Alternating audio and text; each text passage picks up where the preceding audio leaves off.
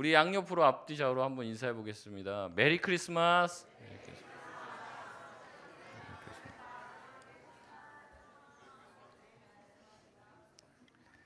예, 또 하늘에서 눈이 내려서 아주 감사하고 기쁜 것 같은데 또 새벽에 나오신 분들은 또 열심히 눈을 또 치우셨습니다. 그래서 눈길에 좀 조심하시고 오늘 또 따뜻한 날이 된다고 하니까 예배 후에 식사하시고 또 이후에 좋은 시간들 가지실 수 있었으면 좋겠습니다. 오늘 성탄에 관한 오해와 진실이라는 제목으로 같이 말씀을 나누겠습니다. 성탄을 맞아서 많은 교회들이 이제 행사들을 하고 공연들을 준비를 합니다. 그 모습을 통해서 우리는 예수님이 태어났을 때 성탄에 무슨 일이 있었는지 우리가 상상하게 되는 거죠. 그래서 이제 여러 가지 이야기들을 듣는데 뭐 소재들도 많습니다. 뭐 동방박사 이야기라든지 뭐 마리아와 요셉이 예수님의 출산을 앞두고 뭐 아이를 낳을 곳이 없어서 여기저기 뭐 방황하는 그런 장면이라든지 이런 것들을 각색하여서 꽁트나 선곡으로 올리기도 합니다. 근데 이 각색 과정을 통해서 우리는 성경에 대해서 오해를 하는 경우가 굉장히 많이 있고 또 우리가 부르는 노래들 때문에 또 성탄에 대한 오해가 생기는 경우가 있어요. 예를 한번 들어보겠습니다. 우리 또 아이들이 왔으니까 제가 이제 퀴즈를 내고 맞추면 얼마 예, 돈이 별로 없어서 제가 맞추면 3만 원을 주도록 하겠습니다. 가르쳐 주지 마세요. 꼭 이거 하면 알려주는데 오답을 알려주십니다. 오답을. 바라기는 제 딸과 아들이 맞춰주길 바랍니다. 퀴즈입니다. 동방박사는 몇 명일까요? 예, 그 뒤에 잘생긴 그 친구, 예, 일어나서 얘기해 주시오. 3명. 예, 틀렸습니다. 자, 예, 지섭이 5명. 틀렸습니다. 지윤이 3명? 3명 틀렸다고 아까 얘기했는데. 지율이 10명. 예. 죄송하지만 앞으로도 계속 틀릴 것 같아서 손은 이제 그만 내리시고요. 그래 뒤에 승원이 몇 명?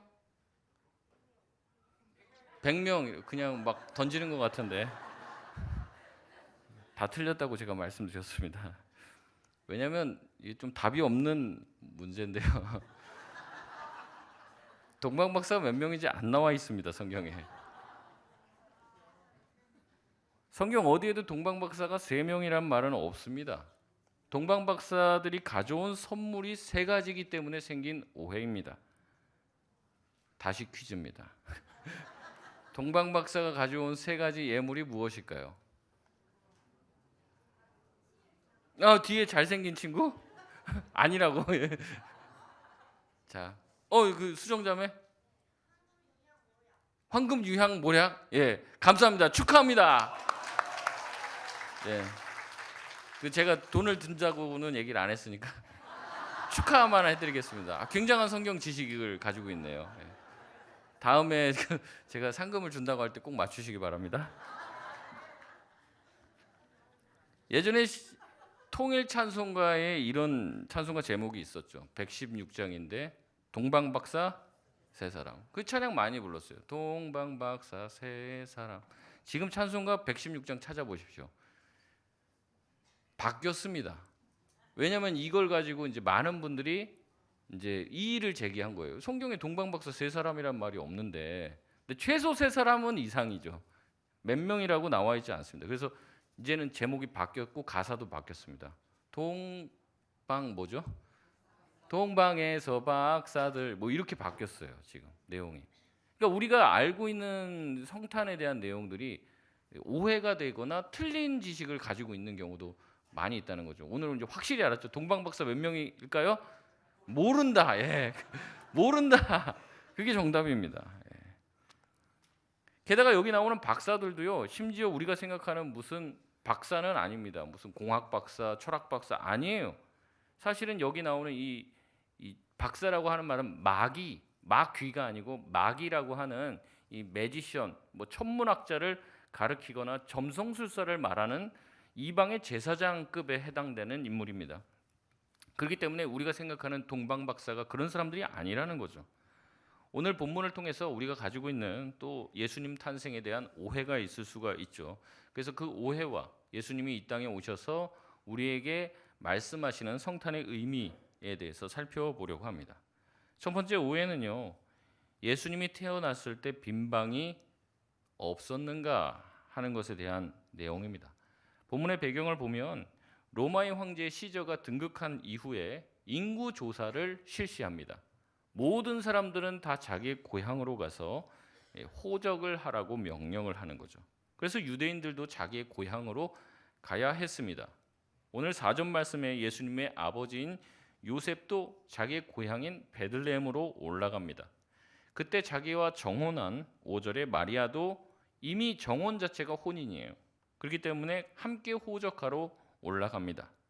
그리고 베들레헴에 도착하자마자 해산하게 된 것으로 우리는 알고 있습니다. 그러나 오늘 본문을 자세히 들여다보면 도착해서 우리가 흔히 생각할 때 도착할 때도 아침입니까? 점심입니까? 저녁입니까? 몰라요. 근데 대부분 느낌상 어떤 느낌이에요? 저녁에 여관의 문을 두들기는데 연대가 있습니까? 없습니까? 없죠. 막 문전 막대돼서 여기저기 돌아다니다가 결국에 마구간에 여기서 애라도 놓으시죠. 이런 것처럼 우리가 인식을 하기가 쉽다는 거죠. 근데 오늘 본문 말씀을 보면 전혀 아니에요. 6절 7절 말씀 우리 같이 한번 읽어보겠습니다. 시작. 거기 있을 그때 해산할 날이 차서 첫 아들을 낳아 강보에 싸서 구유에 뉘었으니 이는 여관에 있을 곳이 없음이러라. 아멘. 6절 말씀 보면 이렇게 시작합니다. 거기 있을 그때. 거기 있을 그때. 그러니까 지금 막 도착한 겁니까? 좀 거기서 어느 정도 거주한 것 같이 느껴집니까? 어느 정도 거주한 거예요. 베들레헴이 지금 막 도착해서 지금 애 낳을 곳을 찾으러 다닌 게 아닙니다.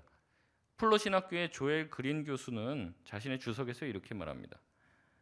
나레이터는 분명히 요셉과 마리아가 아이를 낳기 얼마 전에 베들레헴에 도착해 머물고 있는 것을 묘사했다. 이는 부부가 밤에 급히 도착하는 바람에 숙소를 구할 수 없어서 아이를 구유에 낳을 수밖에 없었다는 말이 아니다.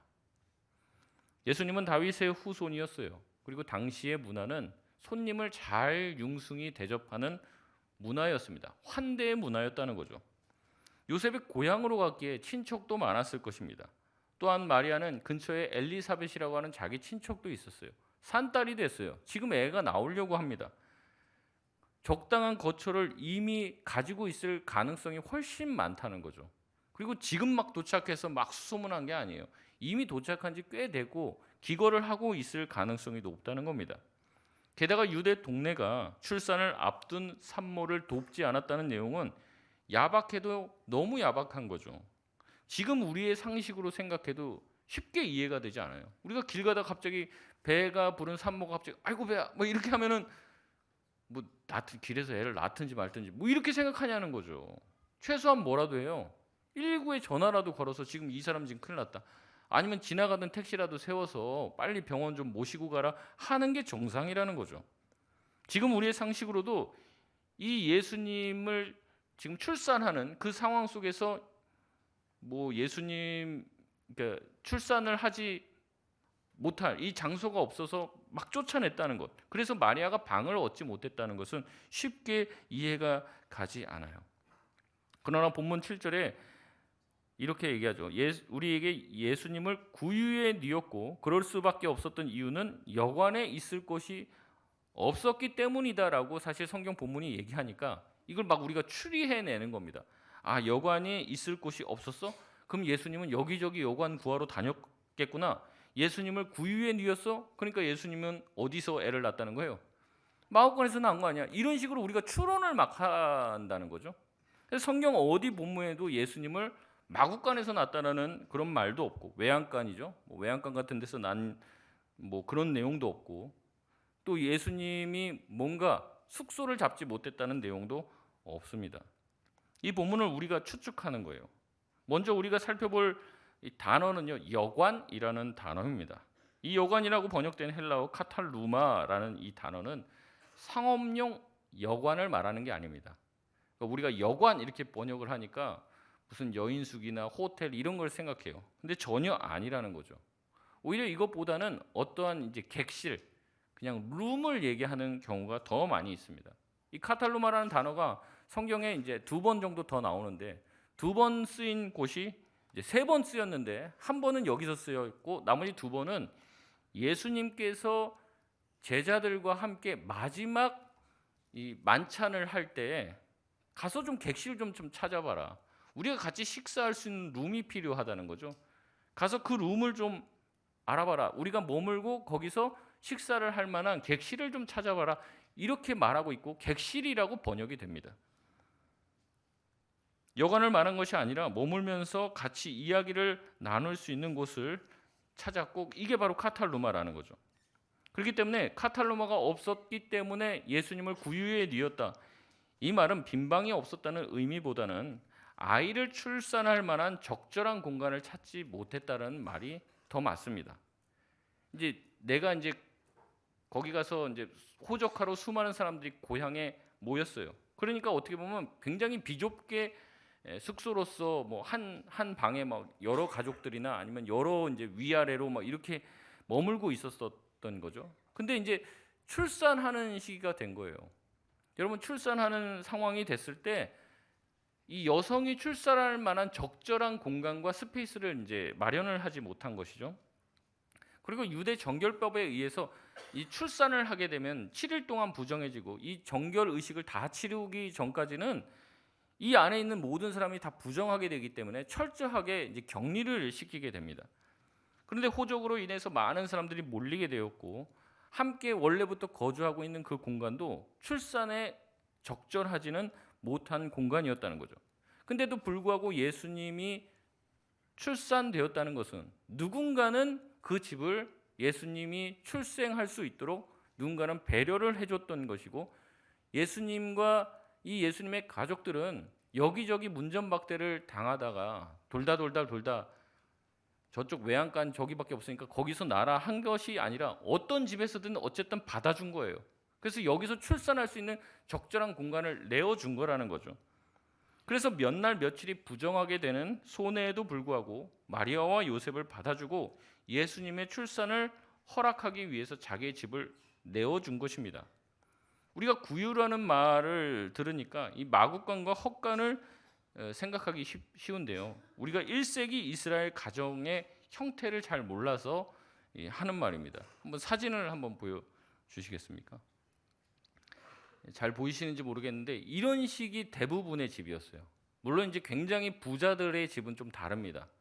부자들의 집은 이제 그 가축과 이제 사람 사는 공간을 완전히 분리시켜 놓고 다른 건물에다 뒀지만 대부분의 집들은 저런 구조를 가지고 있어요. 그래서 밑에는 이제 뭐 주방이라든지 뭐 거기서 사람들이 잠깐 쉴 수 있는 휴게실 공간이 있고 그리고 이제 옆에는 이제 소위 말하는 이제 외양간, 그러니까 짐승들을 바깥에 내놓지 못하는 거예요. 바깥에 내놓으면 다른 들짐승들이 잡아가기 때문에 방목을 하는 경우도 항상 바깥에서는 이제 목자들이 지키고 있었고 우리 집에서 키우는 이제 뭐 소라든지 아니면 이제 다른 양이라든지 그런 짐승들은 항상 밖에 내놨다가 풀 뜯기고 물 먹이고 그 다음에 밤에 잘 때는 다 어떻게 해요?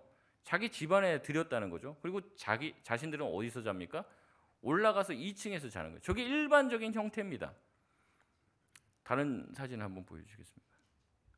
그래서 이제 이걸 이제 재현해 낸 이제 사진입니다. 보통 저런 식으로 기거를 했다는 거죠. 그래서 예수님의 가족들이 저런 데서 아마 자녀를 낳았을 가능성이 높은 거예요. 그럼 저기서 뭐 위에는 자리가 없으니까 밑에 가고 그 짐승들이 있는데 거기서 난 거냐? 그거는 아니라는 거죠. 예수님이 출산을 하면 아기들 출산 뭐 해보시거나 아니면 옆에서 보셨겠지만 아기를 출생하고 나면 아이를 어딘가 이렇게 요람 같은 데다가 이렇게 놔야 되잖아요. 근데 적절한 요람이 없는 거예요. 여기서 구할 수 있는 요람, 지금은 아이가 낳을 준비가 돼 있는 적절한 공간이 아닙니다. 그러니까 아이가 태어났을 때 아이를 잘 담을 수 있는 요람 같은 것을 구하다 보니까 뭐밖에 없는 거예요? 구유밖에 없는 거예요. 그래서 그 구유를 누군가 지금 밑에서 가지고 올라와서 거기다가 잘게 잘린 집 같은 거를 깔고 거기다 예수님을 오늘 성경 본문을 보니까 강보에 쌓았다고 얘기하죠. 그렇게 강보에 쌓아서 구유에 누인 겁니다. 외양간에서 출산하고 거기서 짐승 보고 야 저쪽으로 가, 그리고 짐승 여물통에다가 예수님 집어넣은 게 아니고 이러한 방식으로 누군가가 자리를 내어줬고, 그리고 그런 여물통 같은 걸 가지고 와서 깨끗하게 청소를 하고 거기다가 예수님을 푹신하게 눕혔을 가능성이 굉장히 높다는 거죠. 그래서 우리가 알고 있는 내용과는 사뭇 다릅니다. 결국 누가는 이러한 장면을 통해서 예수님의 가족이 베들레헴까지 여행했으며, 누군가는 이 예수님의 가족이 출산할 수 있도록 자기의 집을 내어줬고, 예수님이 그렇기 때문에 무사히 출산했다는 것을 말하려고 한 것이죠. 예수님의 출산은요, 이 집 저 집에서 거절당하다가 갈 곳 없어서 외양간에서 출생한 것이 아닙니다. 주변에 누군가가 환대를 해줬기 때문에 출생할 수 있었던 것이고, 그것으로 인하여서 예수님은 이 땅에 오시게 됐다는 얘기를 하고 싶었던 것이죠. 물론 대단히 우리처럼 아름답다고 말하긴 그렇지만 잘 준비된 무슨 산부인과에서 잘 준비된 의료진을 통해서 출산한 것은 아니에요. 굉장히 열악한 환경 가운데서 여행 중에 출산할 수밖에 없었지만, 우리가 생각하는 것처럼 굉장히 생각하기 거절당하면서 한 것이 아니라 누군가가 굉장히 큰 희생과 환대를 통해서 예수님이 이 땅에 오셨다는 것을 보여주는 본문이라는 거죠. 두 번째 오해는 목자들에 대한 이야기입니다. 예수님 당시 목자들은 굉장히 가난했습니다. 또한 목자는 부정하다 여겨진 존재였어요. 고대 랍비의 문헌을 보면 배척하는 직업 5가지가 쭉 나옵니다. 그래서 쭉 이렇게 나오는데 그 중에 세 번째가 바로 목자였습니다.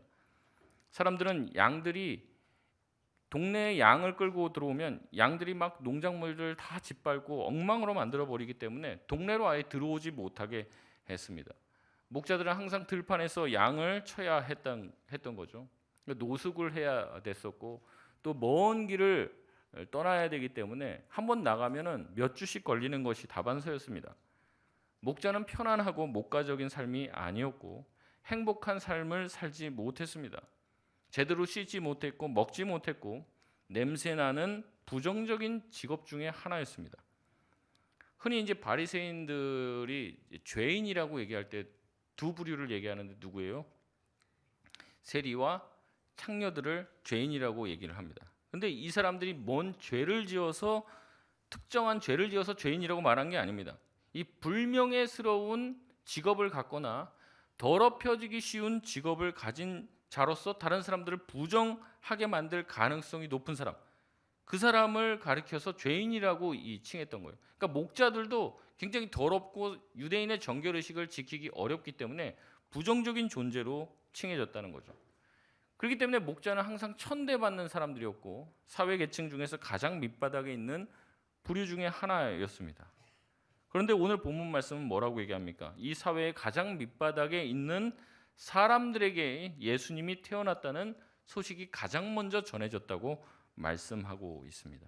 우리 8절에서 9절 말씀인데요. 우리 같이 한번 읽어보겠습니다. 시작. 그 지역의 목자들이 밤에 자기 양떼를 지키더니 주의 사자가 크게 무서워하는지라. 아멘. 목자들은 이날에도 노숙을 하고 있었습니다. 그러니 실제 성탄의 날짜가 겨울일 리가 없죠. 아직도 12월 25일이 예수님이 딱 태어난 날이다, 생일이다, 이렇게 생각하지는 마십시오. 예수님이 이 땅에 오신 것을 기념하는 날입니다. 아마도 3월에서 4월 아니면 5월에서 6월 정도로 보는 견해도 있습니다. 천사는 목자들에게 나타나서 목자들에게 자신들이 전하려고 하는 메시지를 전하죠. 목자들은 천사가 나타난 것 자체로 크게 두려워했습니다. 천사들은 두려워하지 말라고 말하며 오늘 다윗의 동네에 구주가 나셨다고 얘기합니다. 다윗의 동네가 어디입니까? 베들레헴이죠. 베들레헴. 이 말을 들은 목자들은 굉장히 기뻤을 거예요. 자신들에게 이 천사가 나타나서 처음엔 두려웠지만 자신들이 그렇게 기다리고 바랐던 이 그리스도가 태어났다는 소식에 기뻤을 것입니다. 그리고 그에게 찾아가 경배하라고 얘기했을 때 또 한편으로 걱정이 되었을 거예요. 우리가 지금은 상상하기 어렵지만 이 당시에 이 사람들의 입장이 되면은 그리스도에게 찾아가 그리스도를 경배해라라고 하는 그 말이 굉장히 부담스러운 거예요. 앞서서도 제가 목자에 대해서 먼저 이야기한 이유가 있습니다. 목자가 환영을 받고 환대를 받는 직업이라는 거예요. 배척받는 직업이라는 거예요. 배척받는 거예요. 멀리서 목자가 오면 그 목자의 몸에서 나는 그 양 냄새와 그 양의 배설물 냄새, 양을 안고 자기가 케어를 해야 되니까 그런 진흙과 더러운 그런 냄새들이 항상 배어 있는 거예요. 그래서 사람들이 좀 멀리 가라고, 오지 말라고, 막 밤에만 이렇게 다니라고 뭐 이런 식으로 배척을 늘 받고 있었다는 거죠. 생각을 한 겁니다. 정말로 그 아기가 그리스도라면 우리 같은 사람 만나줄까? 가서 경배하라고 하지만 우리가 갔을 때 그리스도께서 우리를 맞아주실까? 그리스도의 부모라면 얼마나 대단한 사람일까? 만약에 우리가 가서 경배하려고 해도 그 부모가 막으면 어떡하지? 여러 가지 생각을 했을 거예요. 그 부모가 우리를 문전박대한다면 우리가 가서 경배하고 싶어도 경배하지 못하잖아. 그런 걱정을 했을 겁니다. 이 걱정을 아는 것처럼 천사는 그들에게 이렇게 말을 합니다. 12절 말씀입니다. 같이 읽겠습니다. 시작. 강보에 쌓여 구유에 뉘어 있는 아기를 보리니 이것이 너희에게 표적이니라 하더니 아멘. 만왕의 왕 그리스도가 어떻게 되어 있다는 거예요? 강보에 쌓여 있고 구유에 누워 있는 아기라고 얘기를 합니다. 여러분, 이것이 어떻게 그들의 마음에 위로가 되고 표적이 되었을까요? 그리스도가 태어나는 곳은 어떤 곳이어야 됩니까? 의리의리한 대궐 같은 곳이어야 했어요. 그런데 천사가 얘기하는 거예요. 그리스도에게 찾아가 봐라. 그리스도는 지금 평범한 농가에 강보에 쌓여 있고 그리고 거기에 구유에 누워 있다. 이렇게 얘기하는 거예요. 이게 그들의 마음 가운데 큰 위안이 되는 거죠. 목자들은 이 얘기를 듣자마자 즉시 마음에 기쁨이 찾아오게 된 것이에요.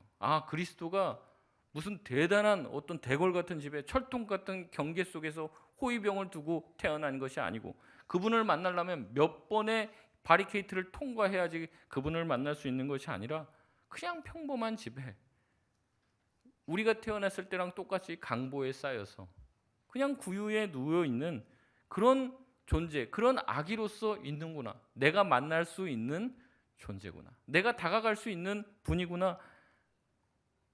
이 마음이 들게 된 거죠. 이게 무엇이 됐다는 거예요? 12절에 그들에게 표적이 되었다는 거예요. 사회의 최하층민이지만 목자들은 이 표적을 듣고 이 위로를 받고 빠른 걸음으로 베들레헴으로 갑니다. 만약에 이게 없었다면 가지 못했을지도 몰라요. 주저주저 했을지도 몰라요. 하지만 천사가 말한 이 표적 때문에 예수님이 강보에 뉘어 있고 구유에 뉘어 있다는 이 얘기를 듣고 빠른 걸음으로 그들은 베들레헴을 향해 갑니다. 그리고 아기를 보고 자신들이 천사들에게 받은 고지를 말했습니다. 천사가 그리스도가 태어났으니 가보라고 해서 왔다고 얘기하죠. 목자들은 이 아기가 분명 그리스도라는 것을 들었습니다. 그는 만왕의 왕이시고 온 세상을 구원하실 구원자셨어요. 그런데 그 아이가 형편없는 마구간에 있었다면 당장 우리는 갈 수 있다는 마음을 얻은 것이죠.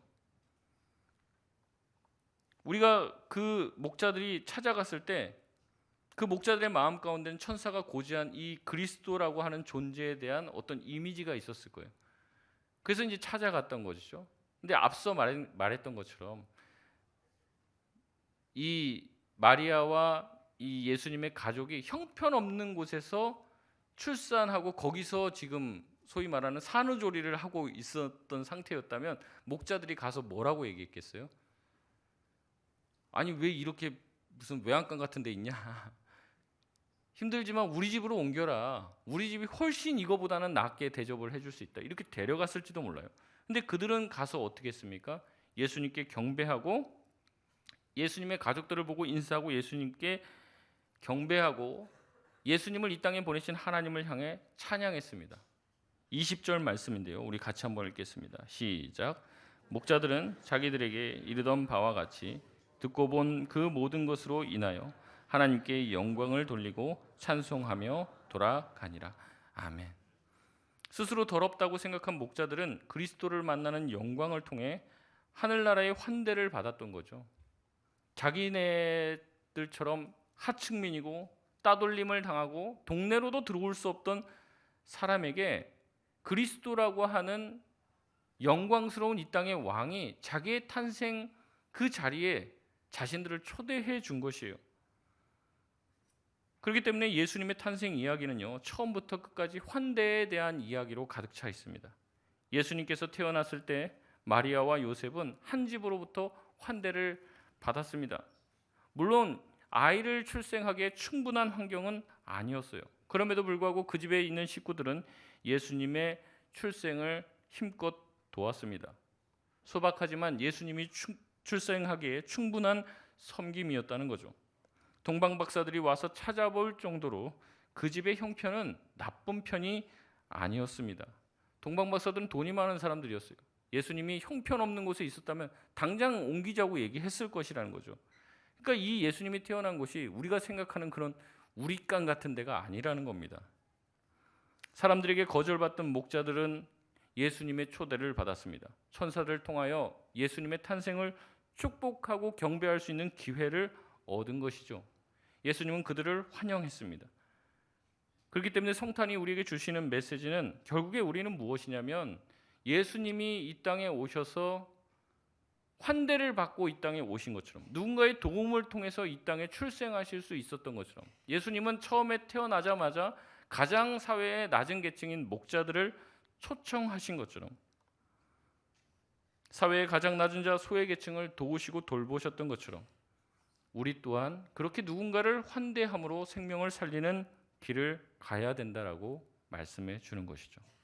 여러분, 그러나 우리의 지금 문화는 어떻습니까? 환대와 환영의 문화는 아닌 것 같아요. 우리와 다르면 어떻게 합니까? 잘라내고 차단하고 찍어내는 것이죠. 오히려 배척하고 배격하는 문화가 우리의 문화입니다. 칸막이 문화죠. 나와 다르면 철벽을 쳐버립니다. 아예 상종을 안 하려고 할 때가 많다는 거죠. 빤히 그 사람의 어려움을 알지만 모른 채 합니다. 왜냐하면 그 사람과 얽혀 들어가기가 싫은 거예요. 얽혀 들어가기가. 그 사람 한번 도와줬다가 피곤해지는 일을 겪고 싶지 않은 것이죠. 그러나 예수님은 우리에게 찾아오셨습니다. 우리와 얽혀 주셨어요. 우리에게 아는 척을 해주시고 우리에게 다가와 주셨습니다. 우리를 불러주시고 우리 같은 자들을 초대해 주셨습니다. 그리고 우리 또한 누군가를 환영하고 환대해 달라고 그렇게 우리에게 부탁하고 계십니다. 이 땅에 환대를 받으며 오신 분은, 그 예수 그리스도는 이 땅에 살면서 모든 사람들에게 항상 환영과 환대 가운데로 나아가셨습니다. 누구든지 예수님 곁으로 올 수 있었어요. 어린아이가 예수님한테 가려고 하니까 주변에서 막습니다. 가지 말라고. 네가 뭔데 예수님한테 가냐고. 그랬을 때 예수님 뭐라고 합니까? 어린아이가 나에게 오는 것을 금하지 말라라고 얘기하십니다. 예수님은 평소에 그런 이야기들을 많이 들으셨습니다. 왜 죄인들과 먹고 마시냐? 왜 자꾸 그런 더러운 사람들과 어울리냐? 이런 비난을 받았습니다. 예수님은 항상 그런 사람들을 초청하셨고 그들의 초대에 응하셨습니다. 예수님은 누구든지 품었고 누구든지 용납받을 수 있음을 우리에게 보여주셨습니다. 그분은 우리처럼 강보에 쌓여 구유에 누우신 분이지 철창을 가지고 보좌에 앉아 호령하시는 분이 아니셨습니다. 세상의 왕이시지만 가장 낮은 곳에 오신 주님처럼 우리도 성탄의 시간을 통해 예수님처럼 낮은 곳을 향할 수 있는 저와 여러분 되시길 바랍니다. 말씀을 맺겠습니다. 성탄의 아침 빨리 예배드리고 우리끼리 어디 놀러 갈까 생각하지 마시고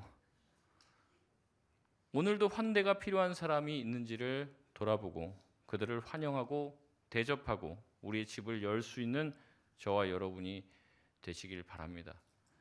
내가 안 봐서 그렇지 살펴보면은 꽤 어려운 분들이 많아요. 어제 뉴스를 잠깐 보는데 며칠 전 일이긴 합니다. 생활고에 시달린 이 40대 목사님 일가족 4명이 숨졌다는 뉴스를 들었습니다. 개척을 하고 열심히 목회를 했는데 잘 되지 않았던 것 같아요.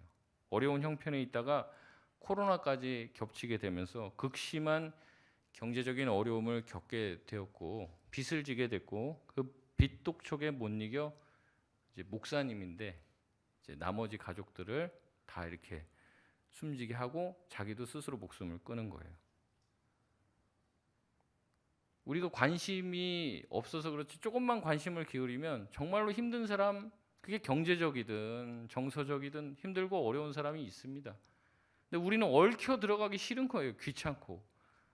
나 하나 사는 것도 피곤해 죽겠는데 누군가를 환대하고 누군가를 위해서 내 삶을 내어준다? 내 곁을 내어준다?